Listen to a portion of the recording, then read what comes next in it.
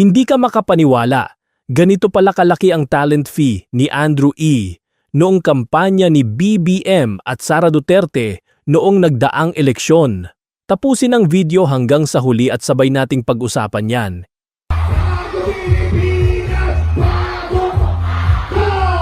Hindi agad-agad naging King of Pinoy Rap si Andrew E. Bago ang kasikatan, isa muna siyang DJ sa isang club sa Maynila.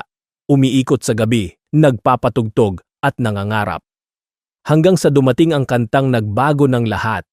Noong 1990, inilabas niya ang Humanap Ka ng Pangit, isang kantang kakaiba, nakakatawa at relatable. Hindi lang ito naging hit, naging movement ito. Biglang sumabog ang pangalan niya.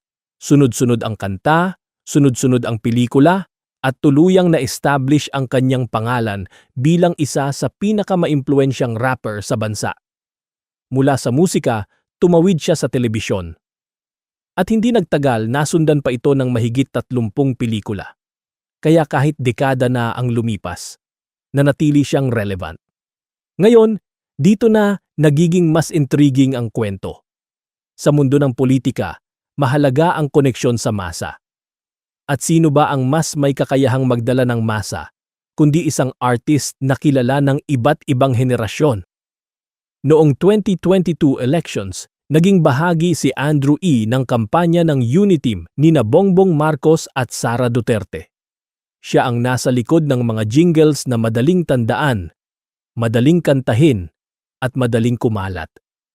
Pero ang tanong ng marami, magkano ang halaga ng ganitong impluwensya? Sinabi ni Congressman Edgar Eriz, umabot umano sa 68 million pesos ang talent fee ni Andrew E. para sa kanyang partisipasyon. Minapunta kay Andrew E. 68 million talent fee. Pero tandaan, ito ay nananatiling alegasyon. Wala pang kumpirmasyon mula mismo kay Andrew E. sa kanyang kampo o sa Commission on Elections. Sa ilalim ng patakaran, ang ganitong bayad ay kailangang ideklara. Maliban na lamang kung ito ay ibinigay bilang donasyon. Sa industriya ng showbiz at politika, hindi na bago ang ganitong halaga.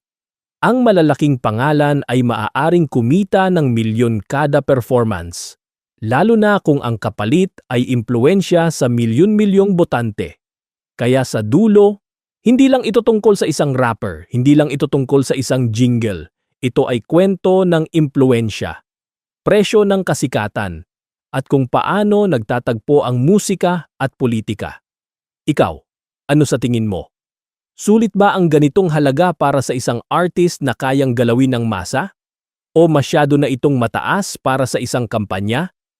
I-comment mo ang iyong opinyon. At kung gusto mo pa ng ganitong klaseng content, huwag kalimutang i-like, i-share at mag-subscribe.